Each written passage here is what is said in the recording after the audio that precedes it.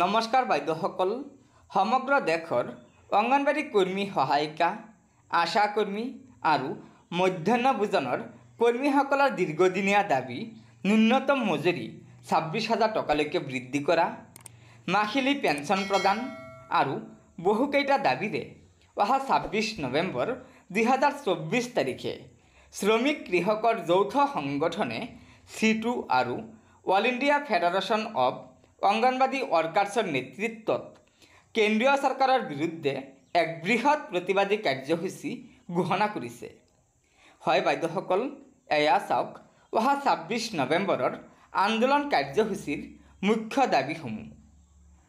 1 নম্বৰত আছে অংগনবাড়ী কৰ্মী সহায়িকা, আশা কৰ্মী আৰু MDM অৰ্থাৎ মধ্যাহ্ন ভোজনৰ কৰ্মীসকলৰ চাকৰি চৰকাৰীকৰণ অৰ্থাৎ নিয়মীয়াকৰণ কৰি মাহিলী ন্যূনতম মজুৰি 26,000 টকালৈকে বৃদ্ধি কৰিব লাগে আৰু মাহিলী পেঞ্চন আৰু সামাজিক নিৰাপত্তা দিব লাগে।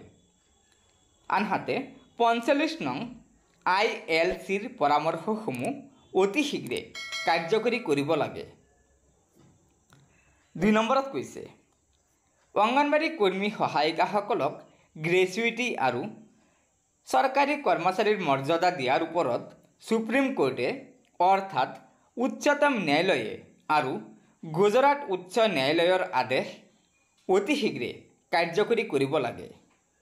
3 নম্বৰত কৈছে মৌলিক সেৱা আঁচনিৰ ব্যক্তিগতকৰণ নহয়।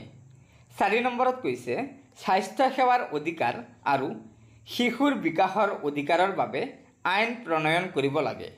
হয় বাইদেউসকল, অংগনবাড়ী কৰ্মী সহায়িকা, আশা কৰ্মী আৰু MDM কৰ্মীসকলৰ দীৰ্ঘদিনীয়া দাবীসমূহৰ ওপৰত অৰ্থাৎ ওপৰত উল্লেখ কৰা দাবীসমূহ পূৰণৰ স্বাৰ্থত অহা 26 নৱেম্বৰ 2024 তাৰিখে all India federation of anganwadi workers আৰু সিটুৰ নেতৃত্বত শ্ৰমিক কৃষক সন্থাই কেন্দ্ৰীয় চৰকাৰৰ বিৰুদ্ধে এক বৃহৎ গণতান্ত্ৰিক আন্দোলন ঘোষণা কৰিছে। গতিকে বাইদেউসকল, এয়া নিশ্চয় দেশৰ অংগনবাড়ী কৰ্মী সহায়িকা, আশা কৰ্মী আৰু ৰন্ধন কৰ্মীসকলৰ বাবে এটা অত্যন্ত গুৰুত্বপূৰ্ণ খবৰ। সেয়েহে লগৰ বান্ধৱীসকলক এই ভিডিঅ'টো শ্বেয়াৰ কৰি আজিৰ এই গুৰুত্বপূৰ্ণ খবৰটো জনাই দিব আৰু নতুনকৈ অহা বাইদেউসকলক অনুগ্ৰহ কৰি আমাৰ এই চেনেলটো ছাবস্ক্ৰাইব কৰি ল'ব। ধন্যবাদ। জয় আই অসম।